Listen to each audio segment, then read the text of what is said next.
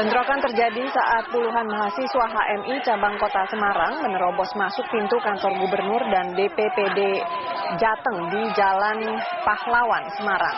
Niat mahasiswa menyampaikan aspirasi di dalam kantor gubernur dan DPRD dihalangi oleh polisi. Aksi saling dorong tidak terhindarkan dan menyulut aksi saling dorong. Petugas terpancing emosinya karena terkena pentungan mahasiswa.